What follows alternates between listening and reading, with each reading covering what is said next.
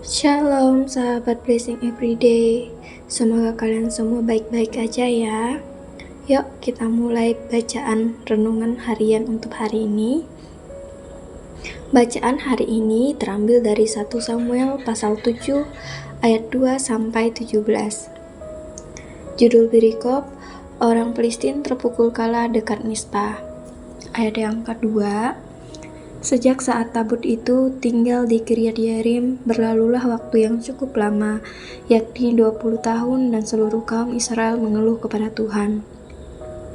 Lalu berkatalah Samuel kepada seluruh kaum Israel demikian, jika kamu berbalik kepada Tuhan dengan segenap hati, maka jauhkanlah para allah asing dan para Asitoret dari tengah-tengahmu, dan tujukanlah hatimu kepada Tuhan, dan beribadahlah hanya kepadanya.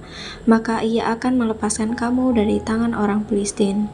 Kemudian orang-orang Israel menjauhkan para Baal dan para Asitoret, dan beribadah hanya kepada Tuhan. Lalu berkatalah Samuel, kumpulkanlah segenap orang Israel ke Mizpah, maka aku akan berdoa untuk kamu kepada Tuhan.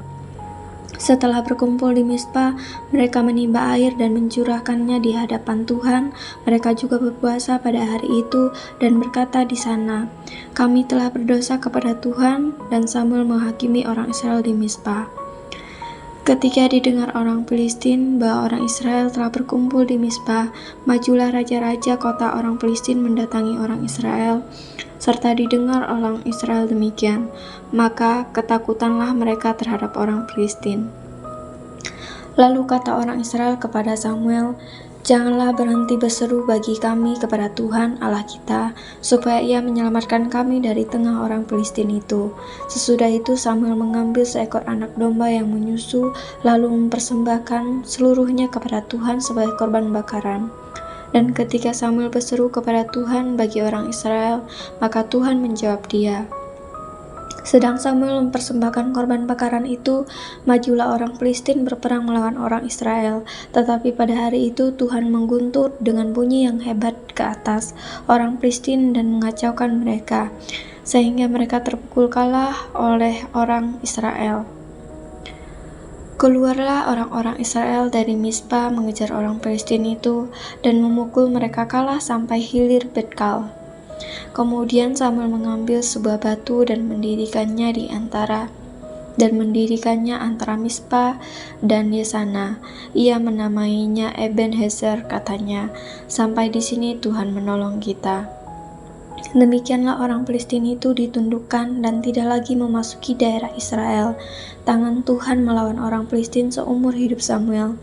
Dan kota-kota yang diambil orang Filistin daripada Israel kembali budak kepada Israel, mulai dari Ekron sampai Gad, dan orang Israel merebut daerah sekitarnya dari tangan orang Filistin. Antara orang Israel dan orang Amori ada damai.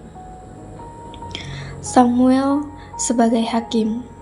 Samuel memerintah sebagai hakim atas orang Israel seumur hidupnya. Dari tahun ke tahun ia berkeliling ke Betel, Gilgal, dan Mizpah, dan memerintah atas orang Israel di segala tempat itu. Lalu ia kembali ke Rama, sebab di sanalah rumahnya, dan di sanalah ia memerintah atas orang Israel, dan di sana ia mendirikan mezbah bagi Tuhan.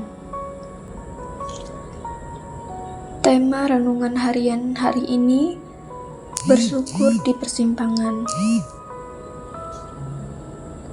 Kemudian Samuel mengambil sebuah batu dan menempatkannya di antara Mizpah dan Yesana. Ia menamainya Ebenezer, katanya, sampai di sini Tuhan menolong kita. Hidup manusia ibaratnya sebuah perjalanan.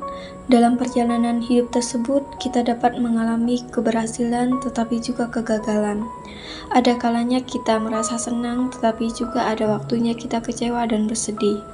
Pertanyaannya, seberapa sering kita mencoba berhenti sejenak dan bersyukur? Ataukah kita hanya berjalan sambil melihat ke belakang dan menyesalinya? Setelah memenangkan peperangan melawan orang Filistin di Mizpah, Samuel mendirikan sebuah batu di persimpangan antara Mizpah dan Yesana. Ia menamai batu itu Ebenezer, ungkapan pengakuan bahwa sampai di sini Tuhan telah menolong kita. Mengapa di persimpangan? Persimpangan menunjukkan sebuah titik batas tempat orang berhenti untuk melihat arah jalan-jalan yang akan dilalui selanjutnya. Artinya, Samuel menjadikan persimpangan itu sebagai sebuah simbol dari perjalanan hidup. Samuel berharap bangsa Israel akan terus mengingat dan melihat bahwa Tuhan selalu menuntun perjalanan hidup mereka selama ini.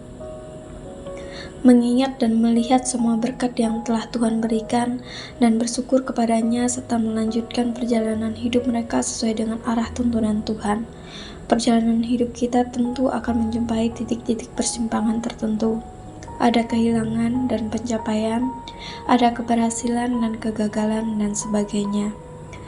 Dalam setiap titik persimpangan tersebut, Tuhan selalu menolong kita.